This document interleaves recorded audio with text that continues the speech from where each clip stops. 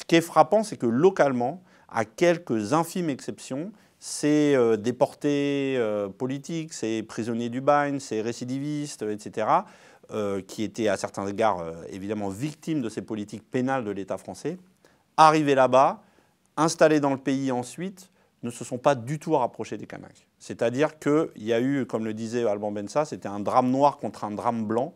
Et il n'y a pas eu du tout de convergence des luttes. Bien au contraire. Finalement, il y avait, parce que fondamentalement, la colonisation de peuplement disait il y a une société autochtone qu'on met de côté, qui est aux marges.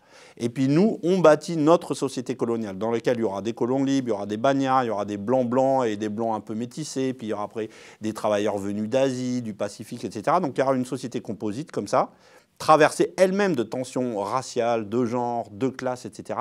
Mais complètement éloignée et indépendante de cette société autochtone dont on pensait qu'elle allait vraiment disparaître. Il y avait vraiment ce fantasme de l'extinction au début du siècle. Quand Maurice Lenard, qui était un missionnaire protestant, est arrivé, le maire de Nouméa en 1902 lui a dit « Qu'est-ce que vous faites là ? Dans 10 ans, il n'y aura plus de Kanaks. » C'était en 1902. À bien des égards, la situation a évolué, en bien.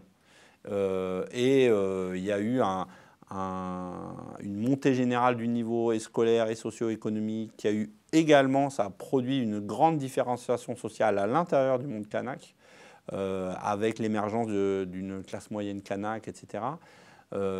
Mais les circuits du capitalisme colonial local n'ont pas été chamboulés par ça. Le futur ne pourra s'envisager qu'en prenant à bras-le-corps une vraie remise en cause des circuits économiques existants.